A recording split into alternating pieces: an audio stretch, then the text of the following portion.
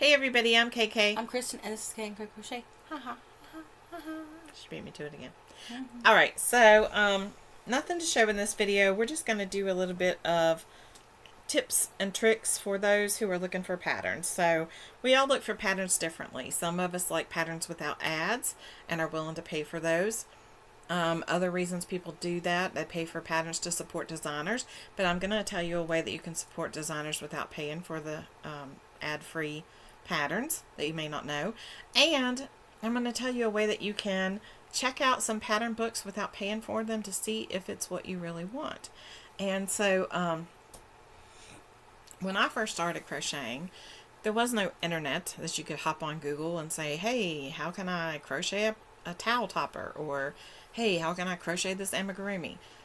You didn't have that. You had books, and you actually physically had to pick up a book and read it or whatever. So I would go to my local library and get a book, check it out, come home, crochet what I wanted to crochet out of. At first I go to the library and look through it to see which ones had patterns I thought I might like to make. Then I'd bring it home, and if it was taking me longer than 2 weeks, I would renew it. So if you don't have a library card, trot on down to your local library and get a library card, because you can check books out that way. If you're a hardcore, want to have it a picture in my face person, then that's the way to go. Now you can't mark on the book, obviously, which is one thing that I'm bad to do, like take a pen and just dot beside each row so I know where I'm at. But you could use post-it notes and go through there and put the post-it note where you're at. So there's also a new thing, or not new, but relatively new compared to when I was growing up. The libraries used to have an app called Overdrive that they would use where you could rent books online for free. And it wasn't just their books, it was books all over the country. And so you would go get your library card, you would download the app, and you would subscribe to the app or whatever, and you would put in by putting in your library information, your library card number, and your password.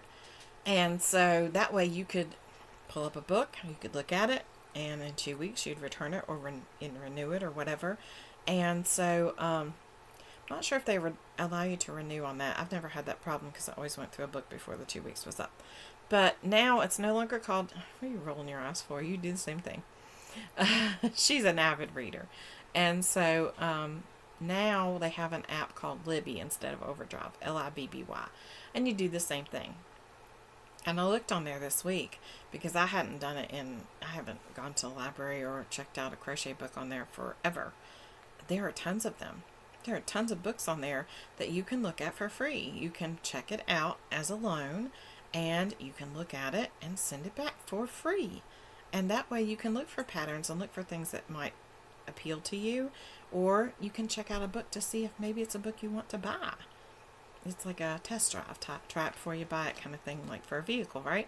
So those are good ways that you can test out. You can find a pattern if you don't want to pay for it, or you can test out a book and see if it's one you might want to purchase.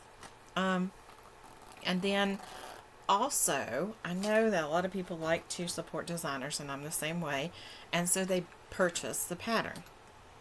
I was looking through Ravelry the other day for, and I'll just tell you who the designer is, because I think it's great that she does this. Heidi from Snappy Tots. She had a pattern that I wanted, and I actually had won a free pattern from her. And so I went over and was looking through her patterns and clicking on them. And on Ravelry, when you look through hers, if she has it available as a free pattern somewhere else, she tells you. I think that's amazing. And you might say, well, that's taken away from her because she's not earning money. Not really. Yes, you're not purchasing the pattern straight out and giving her money that way. But if you go to her blog, which is where the free one is at, and you look through, then by going to her blog and looking through her blog and stopping in, you are still supporting her business. You are still supporting her by clicking on her blog and being the traffic that goes to her blog. That's still supporting her. So both ways are support. It's just a matter of what you want to do. But I thought that was really good of her that her stuff blatantly says you can get this free somewhere else. And so go over to her blog, and of course, you're over there and you're scrolling through, and she's getting she's getting traffic from that, and it's promoting her business. So you're still supporting her. Another thing you can do is a lot of times you can find those same books on Amazon. If you have a Kindle, you might be able to find crochet books that you can read for free on Kindle. Am I boring you? I think she's half asleep. So those are things that you can do. You can look on other blogs, other bloggers online. There are some designers who are completely free with their patterns because you are supporting them by going to their blog. One of the ones I can think about that constantly has free content is Sarah from Repeat Crafter Me. She constantly has free content. YouTubers, there are tons of YouTubers who create and design and promote and put out free patterns for you all the time. Spring the Fiber Enthusiast is one of them. Constantly free patterns. So there are ways to find free patterns for what you're looking for without paying for them. You can pay for them as well. Of course, Etsy is a website that if you're looking for paid patterns without the ads, you can find them there. On Ravelry, you can find them there. You can find them on several people's different personal websites that they have. But there are lots of people who provide content for free in exchange for you frequenting their blog or their website. And in the end, they are still earning from that.